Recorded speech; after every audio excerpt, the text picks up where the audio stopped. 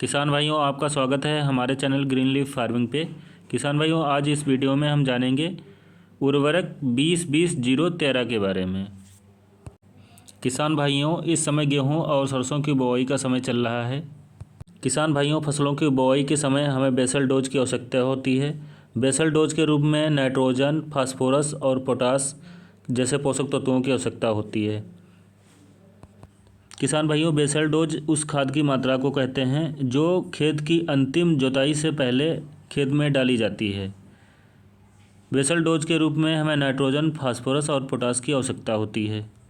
Nitrogen की पूर्ति हमें यूरिया खाद से, फास्फोरस की पूर्ति हमें DAP, NPK और सुपर फास्फेट से हो जाती है।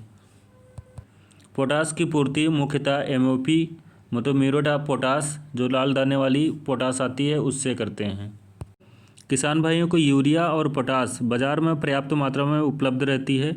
कभी कभी DAP की उपलब्धता में कमी आती है और किसान भाइयों को DAP नहीं मिल पाती है, तो वह DAP के स्थान पर दूसरी खाद का प्रयोग करते हैं।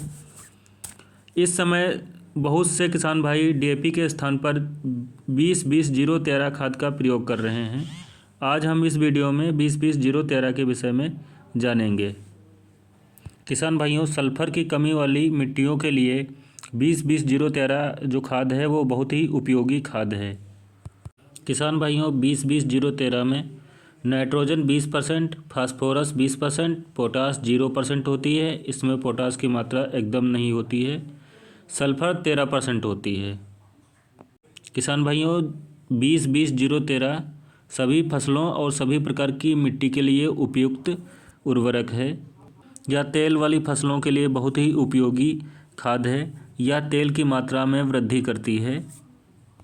दालों और अनाज की फसलों की उपज और गुणवत्ता में वृद्धि करती है। प्याज और मिर्च में तीखापन प्रदान करती है। किसान भाइयों को 20-20-0-13 के प्रयोग और उसकी मात्रा के बारे में जानना अत्यावश्यक है। बहुत से किसान भाइयों को मार्केट में जब DAP नहीं मिल पाती है तो उसकी जगह पे वो 20-20-0-13 को ख़रीद लेते हैं। उनको यहाँ पे यह ध्यान देना अत्यावश्यक है कि जो DAP होती है उसमें फास्फोरस की मात्रा 46% होती है और 20-20-0-13 में फास्फोरस की मात्रा सिर्फ 20% होती है। किसान भाइयों, जहाँ आप DAP की एक बोरी का प्रयोग कर रहे हैं वहाँ पर 20-20-0-13 की लगभग 2 बोरी से अधिक आपको प्रयोग करना पड़ेगा।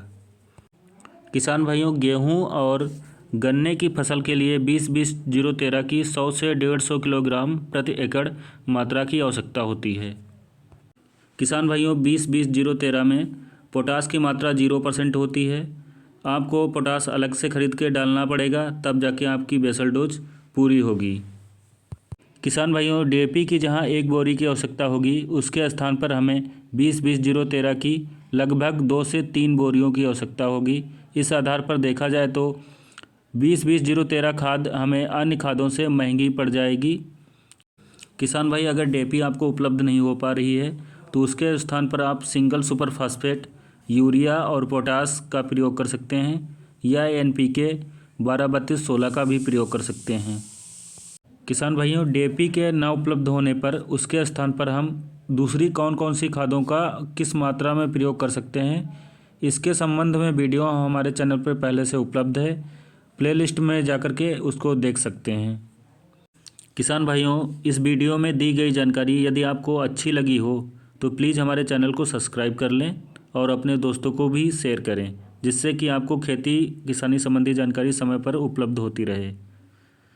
किसान भाइयों, इस वीडियो में इतना ही। मिलते हैं अगले वीडियो में, तब तक के लिए नमस्कार।